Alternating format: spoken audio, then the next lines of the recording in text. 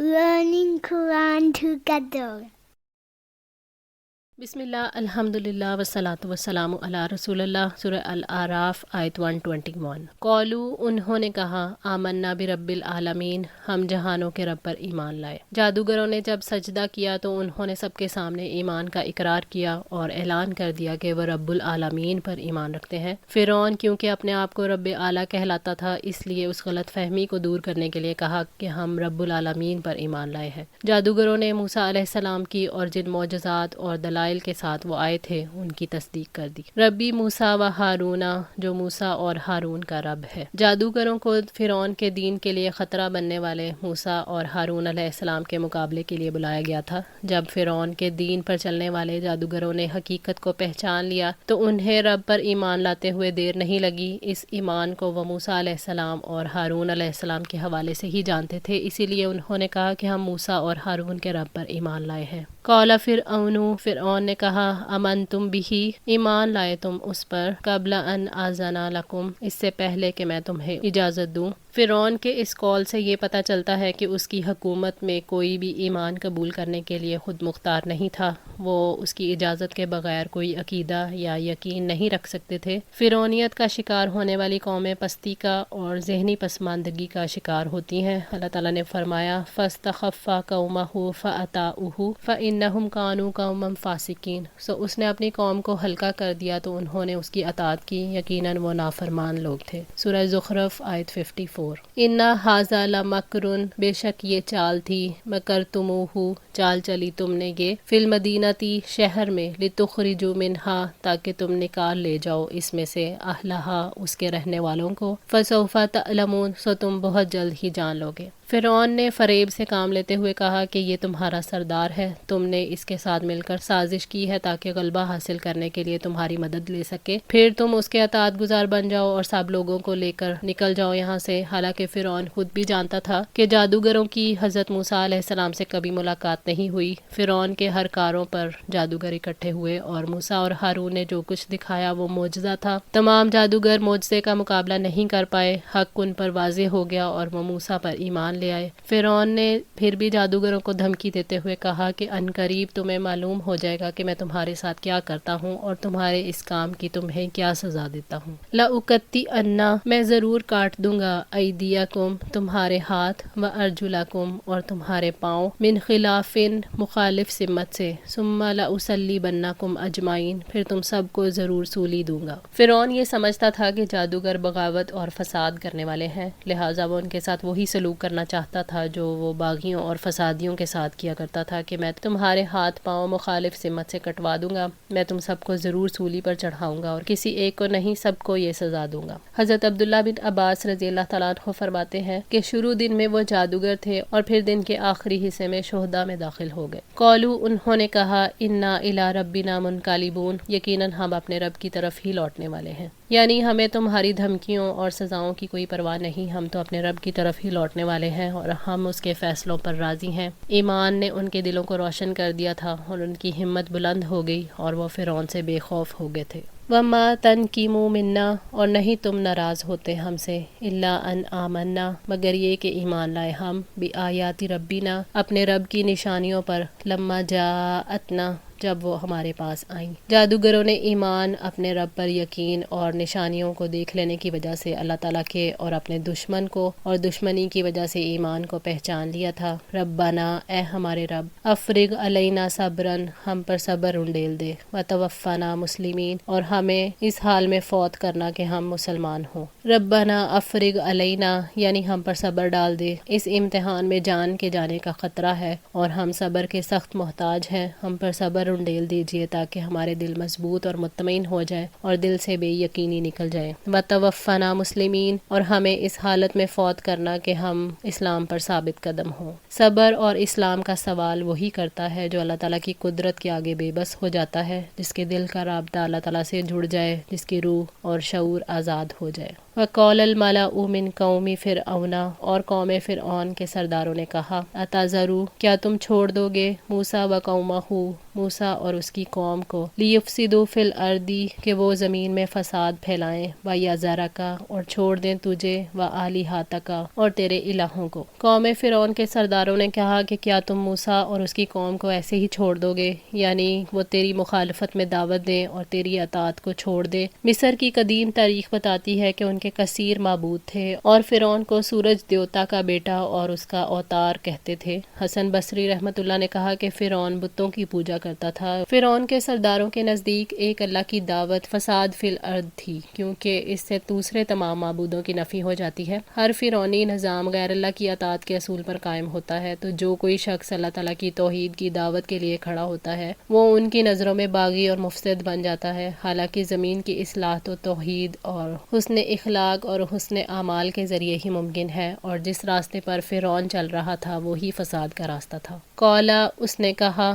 سنقتل، ہم ضرور قتل کر دیں گے، ابناءہم، ان کے بیٹوں کو، ونستحیی نساءہم، اور ان کی عورتوں کو زندہ رکھیں گے، وإنا فوقہم، اور ہم یقیناً ان پر قاہرون، قابو رکھنے والے ہیں۔ فرعون نے کہا کہ ہم ان کے بیٹوں کو قتل کروا دیں گے، جیسا کہ پہلے انہوں نے جب خبر سنی تھی کہ ان کی بادشاہت بنی اسرائیل کے ہاتھوں ختم ہو جائے گی، تو اس کے بعد بھی انہوں نے بنی اسرائیل کے بیٹوں کا قتل جاری رکھا اور ان کی عورتوں کو باقی رکھا، انہیں ذبح نہیں کیا، اور کہا کہ ہم ان پر قابو رکھنے والے ہیں، یعنی وہ ہمارے غلبے سے باہر نہیں نکل سکیں گے۔ قال موسیٰ لقومہ، موسیٰ نے اپنی قوم سے کہا، استعین باللہ، تم اللہ تعالیٰ سے مدد مانگو، واسبروا، اور صبر کرو، ان الارض للہ، زمین یقیناً اللہ تعالیٰ کی ہے، یورثھا، وہ وارث بناتا ہے اس کا، من یشاء من عبادہ، جسے چاہتا ہے وہ اپنے بندوں میں سے۔ جب فرعون نے بنی اسرائیل کے بچوں کو موت کے گھاٹ اتارنے کا فیصلہ کر لیا اور موسیٰ علیہ السلام کو اس کی اطلاع ملی، تو انہوں نے اپنی قوم کو اللہ تعالیٰ کی طرف رجوع کرنے اور اسی سے مدد مانگنے کی نصیحت کی، اس لیے کہ ہر حال میں مومن کا لگاؤ اللہ تعالیٰ سے ہوتا ہے، اور جس کا مددگار اللہ تعالیٰ ہوتا ہے اس کا کوئی کچھ نہیں بگاڑ سکتا۔ ان الارض للہ،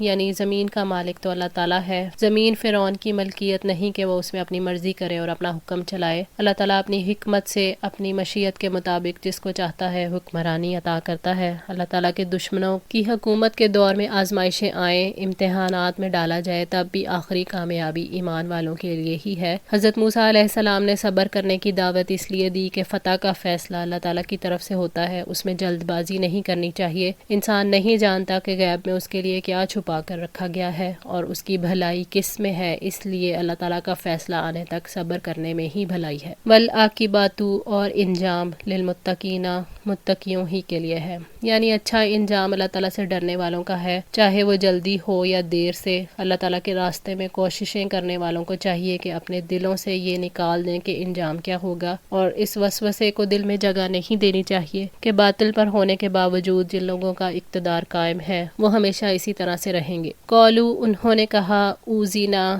اذیت دے گے ہم، من قبلی، اس سے پہلے، ان تأتینا، کہ تو آئے ہمارے پاس، ومن بعد ما جئتنا، اور اس کے بعد جب تم آ گئے ہمارے پاس۔ بنی اسرائیل ایک طویل عرصے سے فرعون کی اذیتیں برداشت کر کر کے تنگ آ چکے تھے۔ انہوں نے موسیٰ سے کہا کہ آپ کے آنے سے پہلے یہ ظالم ہمارے بیٹوں کو قتل کر دیتے تھے اور ہماری عورتوں کو زندہ رکھتے تھے، اور آپ کے آنے کے بعد بھی یہی سلوک ہمارے ساتھ کرنا چاہتے ہیں۔ قالا، کہا، عسیٰ ربکم، قریب ہے کہ تمہارا رب، ان یہلک عدوکم، کہ ہلاک کر دے تمہارے دشمن کو، ویستخلفکم فی الارض، اور تمہیں زمین میں جانشین بنائے، فینظر کیف تعملون، پھر وہ دیکھے کہ تم کیسے عمل کرتے ہو۔ موسیٰ علیہ السلام نے انہیں اچھے وقت کی امید دلاتے ہوئے کہا کہ امید ہے تمہارا رب تمہیں حکومت عطا کرے گا، پھر وہ دیکھے گا کہ تم کیسے کام کرتے ہو، اس کا شکر ادا کرتے ہو یا ناشکری کرتے ہو۔ وَلَقَدْ أَخَذْنَا آلَ فِرْعَوْنَ، اور بلا شبہ ہم نے آل فرعون کو پکڑا، بِالسِّنِینَ، قحط سالی سے، وَنَقْصٍ مِّنَ الثَّمَرَاتِ، اور پیداوار کی کمی سے۔ اللہ تعالیٰ نے فرعونیوں کو کھیتوں اور پھلوں کی پیداوار میں کمی کر کے آزمایا، ان پر قحط سالی اور مصیبتیں نازل کی، شاید کہ وہ نصیحت قبول کر لیں اور اپنے کفر سے رجوع کر لیں اور نبی کی رسالت پر ایمان لے آئیں، لعلہم یذکرون، تاکہ وہ نصیحت قبول کریں۔ انسان کفر کریں یا ایمان لائیں، وہ اللہ تعالیٰ کی مخلوق ہیں۔ اللہ تعالیٰ نے اپنی مخلوق کی رہنمائی کے لیے انتظامات کیے ہیں، ان کے لیے رسول بھی بھیجے اور وارننگز بھی انہیں بھیجیں. قحط سالی بھی ایک وارننگ تھی جس کی وجہ سے وہ اللہ تعالیٰ کی طرف متوجہ ہو سکتے تھے، لیکن فاسق ہونے کی وجہ سے انہوں نے یہ نہیں سمجھا کہ ان کے کفر اور آل موسیٰ پر ظلم اور قحط سالی کے عذاب کا آپس میں کوئی تعلق ہے. فَإِذَا جَاءَتْهُمُ الْحَسَنَةُ پھر جب آتی ان کے پاس بھلائی، قَالُوا لَنَا هَٰذِهِ تو وہ کہتے یہ ہمارے ہی لیے ہے. یعنی فرعون اور اس کے ساتھی اچھے حالات یعنی خوشحالی اور رزق میں وسعت کو اپنی اچھی کارکردگی کا نتیجہ سمجھتے تھے اور کہتے تھے کہ یہ ہمارے ہی لیے ہے. وَإِن تُصِبْهُمْ سَيِّئَةٌ اور اگر ان کو کوئی تکلیف پہنچتی، يَطَّيَّرُوا وہ بدشگونی لیتے، بِمُوسَىٰ وَمَن مَّعَهُ موسیٰ اور جو ان کے ساتھ تھے. جب آل فرعون پر قحط سالی آئی تو انہوں نے کہا کہ یہ موسیٰ علیہ السلام اور ان کے ساتھی ہیں جن کی وجہ سے مشکلات پیش آ رہی ہیں، یعنی موسیٰ علیہ السلام کی آمد اور بنی اسرائیل کا ان کی پیروی کرنا جو ہے وہ قحط سالی کا سبب ہے. الا خبردار، انما طائرهم عند اللہ یقیناً ان کی نحوست اللہ کے پاس ہے، ولیکن اکثرهم لا یعلمون لیکن ان کے اکثر لوگ نہیں جانتے. اللہ تعالیٰ نے واضح فرمایا کہ ان کا کفر ہی بدشگونی کی اصل وجہ ہے. طائر کے معنی اڑنے والا یعنی پرندہ، اور کیونکہ پرندے کے دائیں یا بائیں اڑنے سے وہ لوگ نیک یا بد فعل لیا کرتے تھے. حضرت ابو ہریرہ رضی اللہ تعالیٰ عنہ سے روایت ہے کہ نبی صلی اللہ علیہ وآلہ وسلم نے فرمایا، نہ چھوت چھات ہے، نہ الو ہے اور نہ ہی صفر. صحیح بخاری 5770. ان کے اکثر لوگ نہیں جانتے جس کی وجہ سے وہ یہ سب کہتے ہیں. حضرت عبداللہ بن مسعود رضی اللہ تعالیٰ عنہ سے روایت ہے کہ نبی صلی اللہ علیہ وآلہ وسلم نے فرمایا، بدشگونی شرک ہے، بدشگونی شرک ہے. 3 دفعہ یہ فرمایا، اور ہم میں سے ہر ایک کو کوئی نہ کوئی وہم ہو ہی جاتا ہے مگر اللہ عز و جل اسے توکل کی برکت سے زائل کر دیتا ہے. جامع ترمذی 1614. وقالوا اور انہوں نے کہا، مہما تأتینا بہ جو بھی تو لائے گا ہمارے پاس، من آیاتن کوئی نشانی، لتسحرنا بہا تاکہ تم مسحور کر دے ہمیں اس کے ساتھ، فما نحن لک بمؤمنین تو ہم تمہارے لیے ایمان لانے والے نہیں ہیں. یہ دشمنی کی انتہا ہے جس نے انہیں اس مقام تک پہنچا دیا کہ معجزہ نازل ہو یا نہ ہو ہم نہیں مانیں گے. فرعون کا یہ جملہ بتاتا ہے کہ حق چاہے مکمل صورت میں موجود ہو، ملتا صرف اسی کو ہے جو اسے حاصل کرنا چاہتا ہے. فَأَرْسَلْنَا عَلَيْهِمُ الطُّوفَانَ پھر ہم نے ان پر طوفان بھیجا، وَالْجَرَادَ اور ٹڈیاں، وَالْقُمَّلَ اور جوئیں، وَالضَّفَادِعَ اور مینڈک، وَالدَّمَ اور خون، آیات مفصلات جو الگ الگ نشانیاں تھیں. اللہ تعالیٰ نے آل فرعون پر طرح طرح کے عذاب بھیجے. بہت بڑا سیلاب بھیجا جس میں ان کے گھر، باغات اور کھیتیاں سبھی کچھ ڈوب گیا. پھر ان پر ٹڈی دل بھیجا جس نے ان کے باغات اور کھیتیاں سبھی کچھ ختم کر دیا. جوئیں اور مینڈک جو تھے وہ ان کے برتنوں کو بھر دیا کرتے تھے، اور اسی طرح خون، ان کے پینے والا جو پانی تھا وہ خون میں بدل جاتا تھا اور وہ خون کے سوا نہ کچھ پی سکتے تھے اور نہ ہی کچھ پکا سکتے تھے. یہ سارے عذاب ایک کے بعد ایک کر کے آئے. فاستکبروا پھر بھی انہوں نے تکبر ہی کیا، وکانوا قوما مجرمین اور وہ مجرم لوگ تھے. انہوں نے اللہ تعالیٰ کے معجزات پر تکبر کیا، یقیناً وہ مجرم لوگ تھے. اللہ تعالیٰ نے ان کو گمراہی پر قائم رکھ کر انہیں سزا دی. ولما وقع اور جب واقع ہوا، علیہم الرجز